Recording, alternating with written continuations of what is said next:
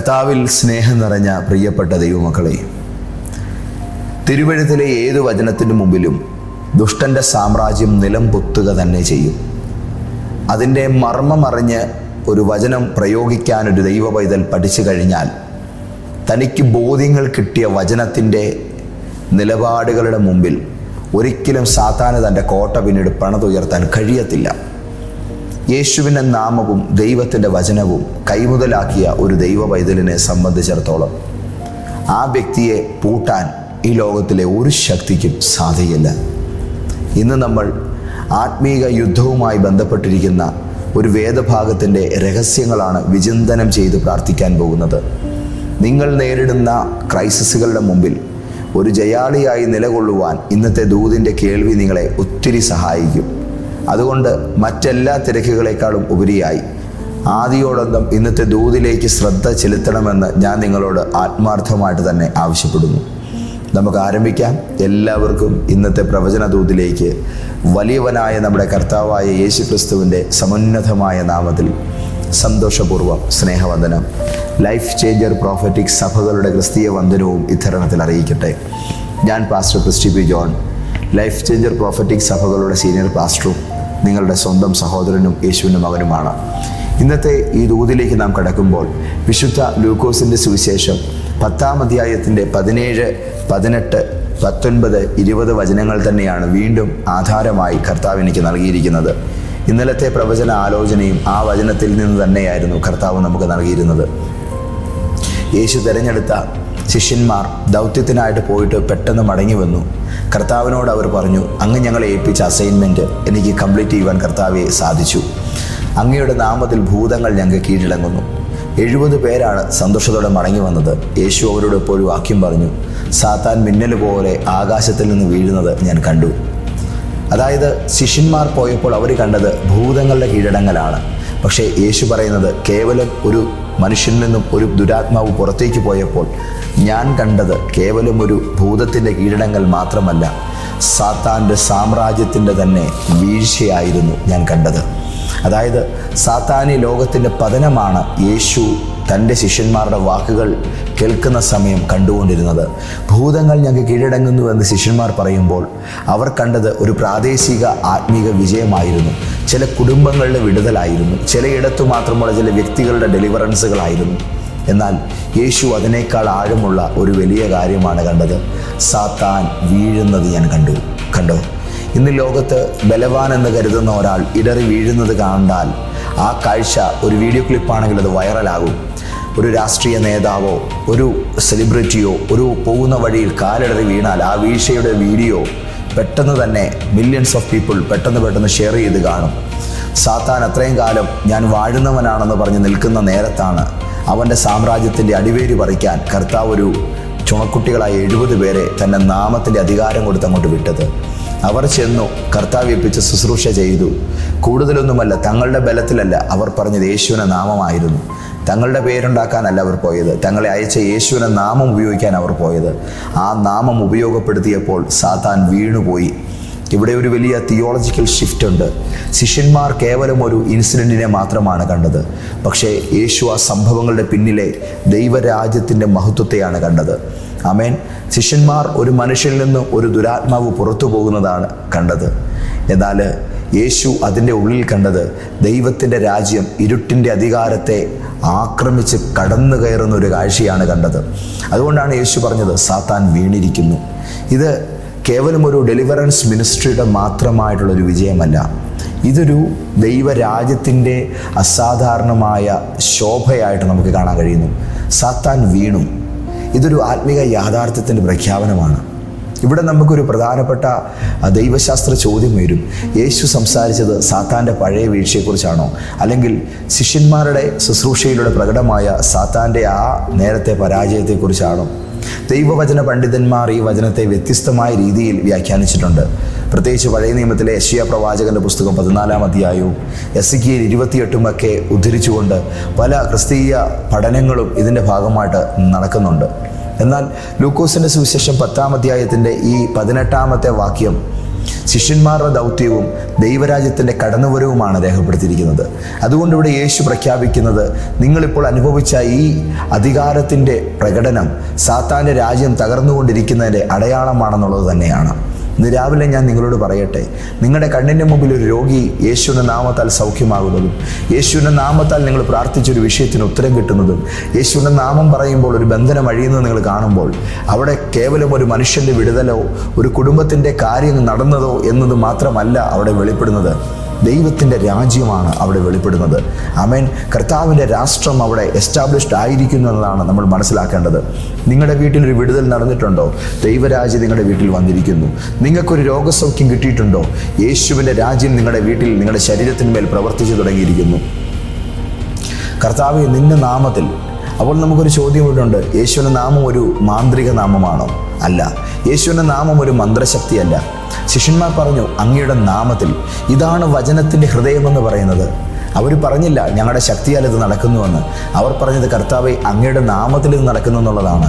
ബൈബിളിൽ നാമം, പേര് എന്ന് പറയുന്നത് കേവലം ഒരു ശബ്ദം മാത്രമല്ല.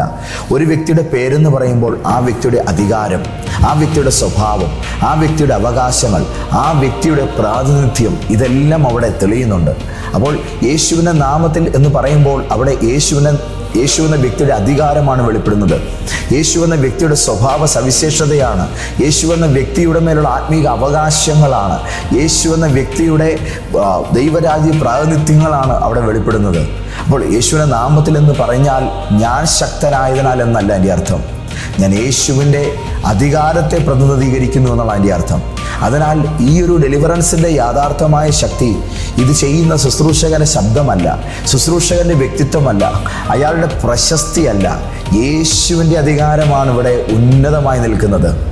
ഇവിടെ രണ്ട് രാജ്യങ്ങളുടെ ഏറ്റുമുട്ടലാണ് ദൈവമക്കളെ നടക്കുന്നത്. ലൂക്കോസ് 10-ാം അധ്യായത്തെ കേവലം ഭൂതങ്ങളെ പുറത്താക്കാനുള്ള അധികാരം എന്ന നിലയിൽ മാത്രം വായിച്ചാൽ അതിൻ്റെ ആഴം സ്വാഭാവികമായിട്ട് നഷ്ടപ്പെട്ടു പോകും. യേശു ഭൂമിയിൽ വന്നപ്പോൾ എന്താണ് പ്രഖ്യാപിച്ചത്? ദൈവത്തിൻ്റെ രാജ്യം സമീപിച്ചിരിക്കുന്നു. യേശുവിൻ്റെ ശുശ്രൂഷയിൽ ഒരു തിയോളജിക്കൽ റിയാലിറ്റി അവിടെ സംഭവിക്കുന്നുണ്ട്. ദൈവരാജ്യം എന്ന് പറഞ്ഞാൽ അത് ഇരുട്ടിൻ്റെ രാജ്യത്തെ കടന്നാക്രമിക്കുവാൻ വേണ്ടി സന്നദ്ധമായി വരികയാണ് യേശുവിൻ്റെ കാലം മുതൽ. അതുകൊണ്ട് തന്നെ രോഗശാന്തി കേവലം ഒരു മിറാക്കിളല്ല. ഒരു വ്യക്തിയിൽ നിന്നും ഒഴിഞ്ഞു പോകുന്ന ഒരു ദുരാത്മാവ് അല്ലെങ്കിൽ ഭൂതബാധയിൽ നിന്ന് ഒരാൾക്ക് കിട്ടുന്ന മോചനം കേവലം ഒരു ഡെലിവറൻസ് അല്ല. ബന്ധനത്തിൽ നിന്ന് മോചനം എന്ന് പറയുന്ന ഒരു ഇമോഷണൽ ബ്രേക്ക് ത്രൂ മാത്രമല്ല. ഇതെല്ലാം ദൈവരാജ്യത്തിൻ്റെ സാന്നിധ്യ അടയാളങ്ങളാണ്.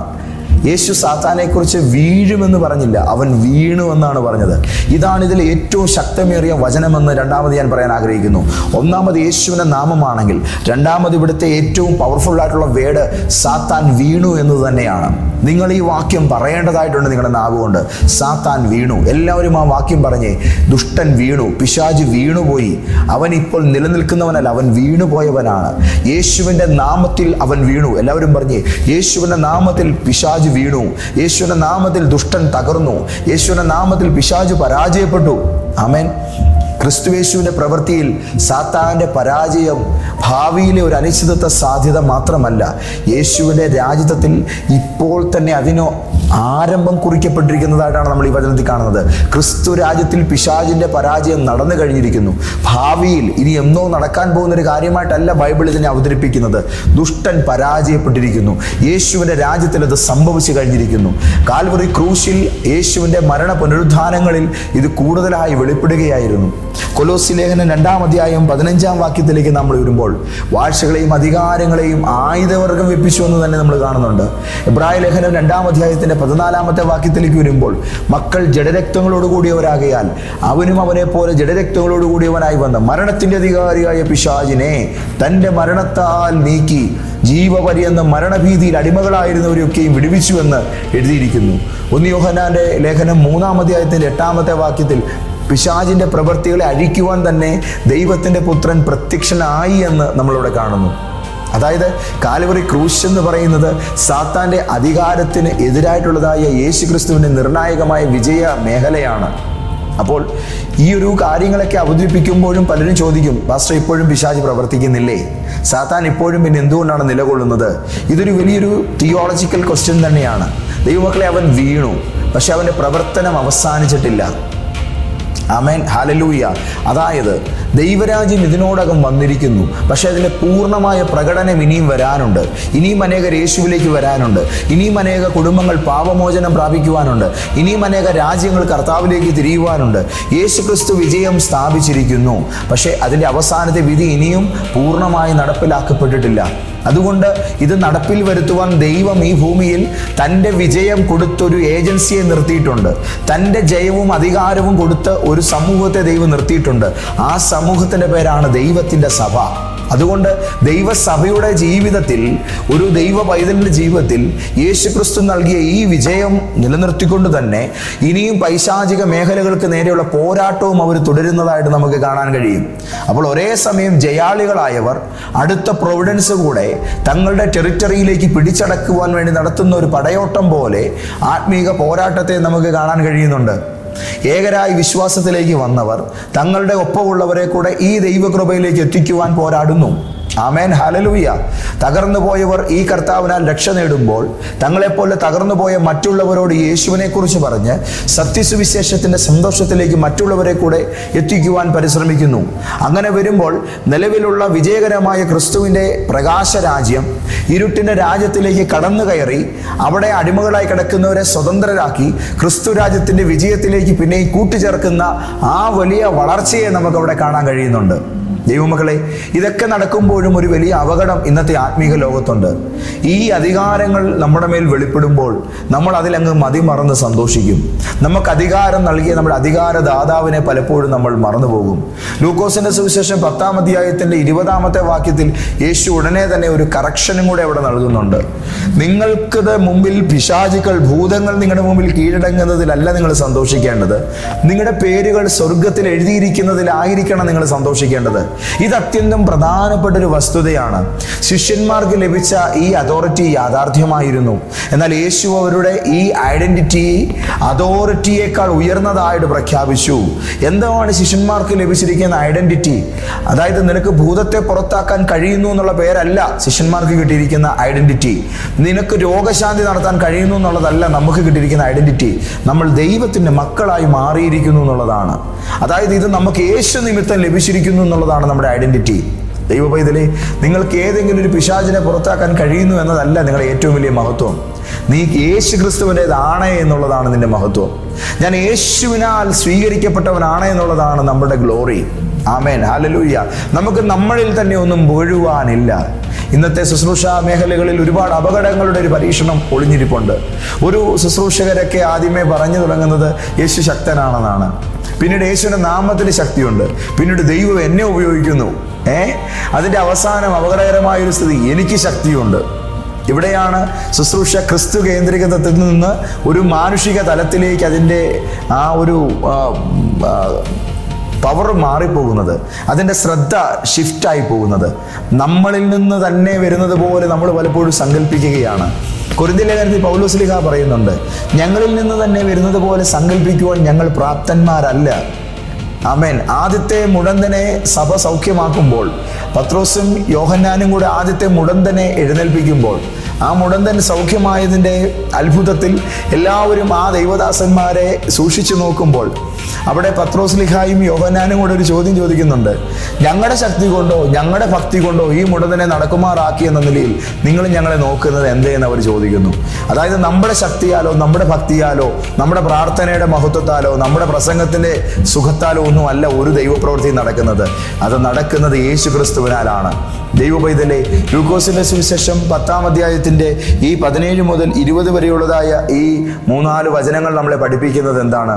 അതോറിറ്റിയേക്കാൾ ഐഡന്റിറ്റി പ്രധാനമാണ്.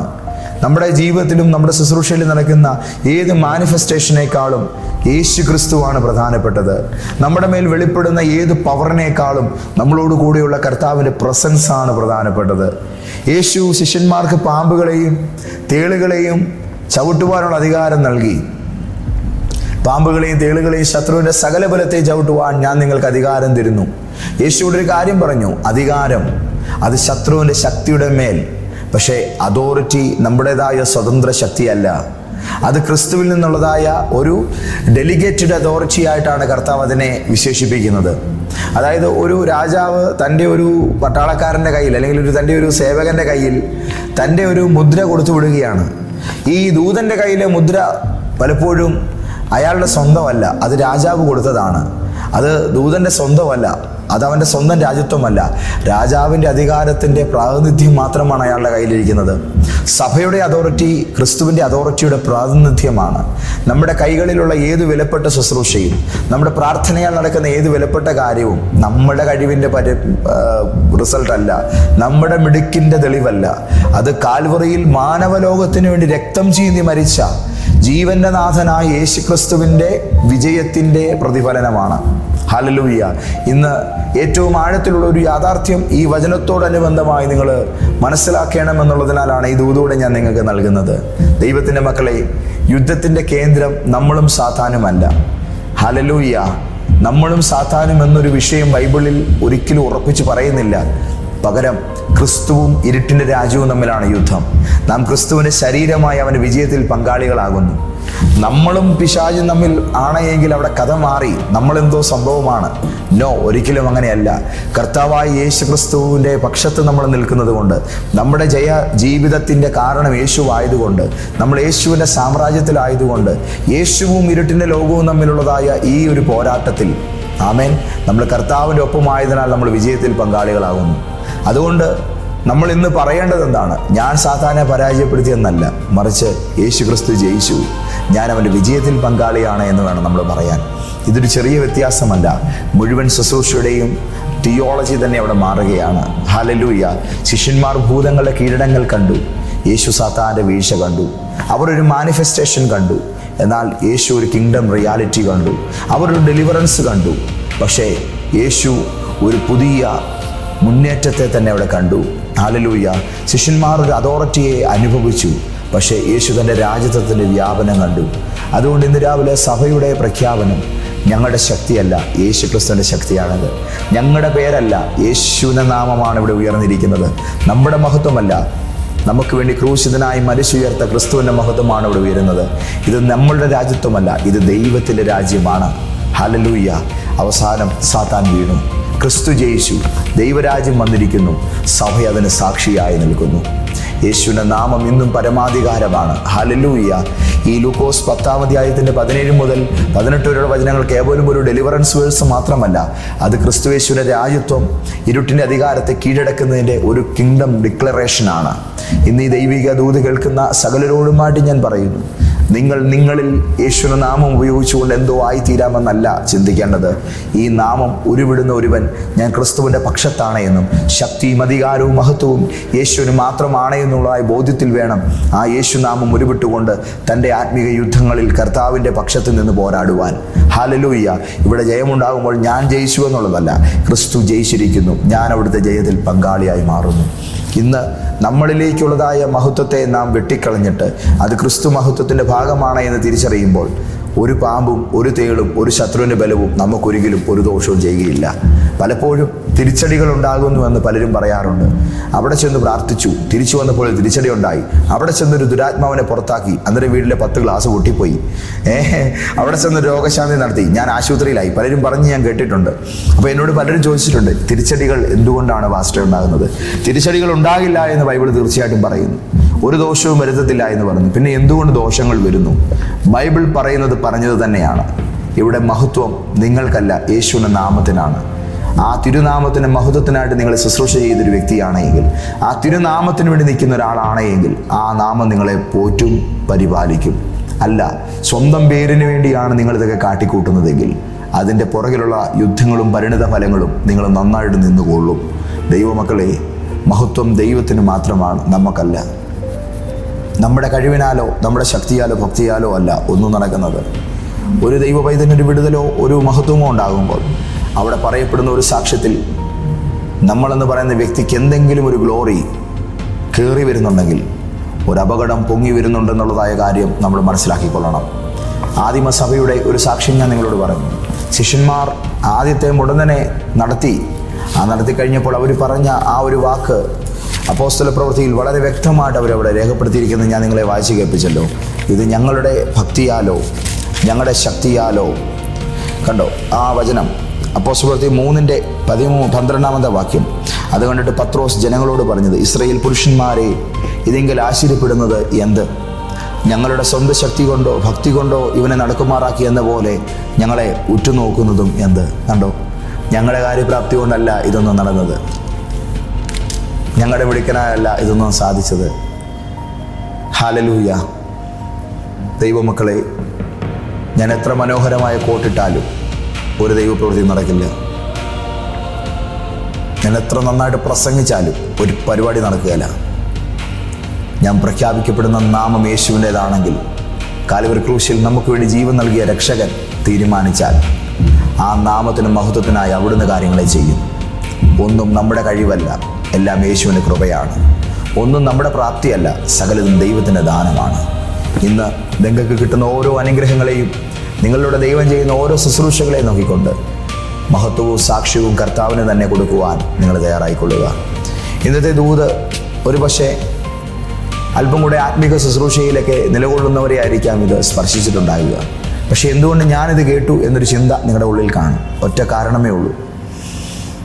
ഈ ബോധ്യം തിരിച്ചറിഞ്ഞുകൊണ്ട് ദൈവത്തിനായി സമർപ്പിക്കപ്പെടുന്ന ഒരു വ്യക്തി നാളെ അതിശക്തമാംവിധം കർത്താവിൻ്റെ കരങ്ങളിൽ പ്രയോജനപ്പെടും. ഞങ്ങൾക്കല്ല യഹോവേ, അങ്ങയുടെ നാമത്തിന് തന്നെ മഹത്വം വരുവാൻ കാരണമാക്കണമേ എന്ന് നമുക്ക് ദൈവത്തോട് പ്രാർത്ഥിക്കാം. ഇന്നത്തെ ദൂതിൽ നിങ്ങളുടെ ജീവിതത്തിൽ നടക്കാൻ പോകുന്ന അടുത്ത വലിയ അത്ഭുതം, അതിൻ്റെ ക്രെഡിറ്റ് ഒരിക്കലും നിങ്ങളുടെ പ്രാർത്ഥന കൊണ്ടുപോകരുത്. അതിൻ്റെ ക്രെഡിറ്റ് ഒരിക്കലും നിങ്ങളുടെ വിശുദ്ധി കൊണ്ടുപോകരുത്. അതിൻ്റെ ക്രെഡിറ്റ് ഒരിക്കലും നിങ്ങളുടെ ഉപവാസം കൊണ്ടുപോകരുത്. അതിൻ്റെ ക്രെഡിറ്റ് ഒരിക്കലും ഒരു പ്രവാചകനും കൊണ്ടുപോകരുത്. അതിൻ്റെ ക്രെഡിറ്റ് ഒരിക്കലും ഒരു പാസ്റ്ററും കൊണ്ടുപോകരുത്. അതിൻ്റെ ക്രെഡിറ്റ് യേശുവിന് മാത്രമായിരിക്കട്ടെ. ഇന്നു മുതൽ ഞാൻ യഹോവയോട് പറയുന്നു, അങ്ങ് എൻ്റെ കർത്താവാണ്, അങ്ങൊഴികെ എനിക്ക് ഒരു നന്മയും ഇല്ല. ഞങ്ങളുടെ കർത്താവെ, ഞങ്ങൾ ഇന്ന് രാവിലെ കേട്ട ദൈവിക ദൂതിൻ്റെ മുമ്പിൽ ഞങ്ങളുടെ ഹൃദയം തുറന്ന് ഞങ്ങളെ സമർപ്പിച്ച് തിരുകൃപയ്ക്കായി അപേക്ഷിക്കുന്നു. ഞങ്ങൾ തിരിച്ചറിഞ്ഞ ഇന്നത്തെ ആത്മീക ബോധ്യങ്ങൾ ഞങ്ങളോട് പരിശുദ്ധാത്മാവ് പറഞ്ഞ ഇന്നത്തെ ദൂത് പൂർണ്ണ ഗൗരവത്തിൽ ഉൾക്കൊണ്ടുകൊണ്ട് തന്നെ ഞങ്ങൾ പ്രാർത്ഥിക്കുന്നു.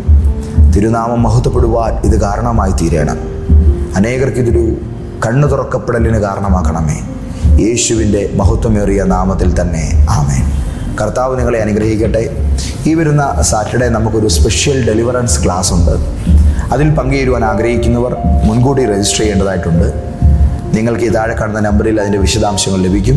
കർത്താവ് നിങ്ങളെ അനുഗ്രഹിക്കട്ടെ. വെള്ളിയാഴ്ചയും ഞായറാഴ്ചയുമാണ് നമ്മുടെ ശുശ്രൂഷകൾ കേരളത്തിൻ്റെ പല സ്ഥലങ്ങളിൽ നടക്കുന്നത്. വെള്ളിയാഴ്ച കോട്ടയത്തും ഞായറാഴ്ച കോട്ടയത്തും കൂത്താട്ടകുളത്തും എറണാകുളത്തും നമ്മുടെ മിനിസ്ട്രി നടക്കുന്നുണ്ട്. കോട്ടയത്തെ മീറ്റിങ്ങിലും എറണാകുളത്തെ മീറ്റിങ്ങിലുമാണ് ഞാൻ നേരിട്ട് പങ്കുചേരുന്നത്. കോട്ടയത്തെ ശുശ്രൂഷ ഞായറാഴ്ച രാവിലെ 8:30 മുതൽ 11:00 വരെയും എറണാകുളത്തെ ചിറ്റൂർ റോഡിലുള്ള YMCA ഹാളിൽ വൈകുന്നേരം 4 മണി മുതൽ 6:30 വരെയുമാണ് ശുശ്രൂഷകൾ നടക്കുന്നത്. കഴിഞ്ഞ മീറ്റിങ്ങിലൊക്കെ ധാരാളം വ്യക്തികൾ കടന്നു വരികയും ഒരുപാട് ദൈവിക വിടുതലുകൾ അവർ കർത്താവിൽ നിന്ന് പ്രാപിക്കുകയും ചെയ്യുന്നത് കാണുവാൻ ദൈവം സഹായിച്ചു.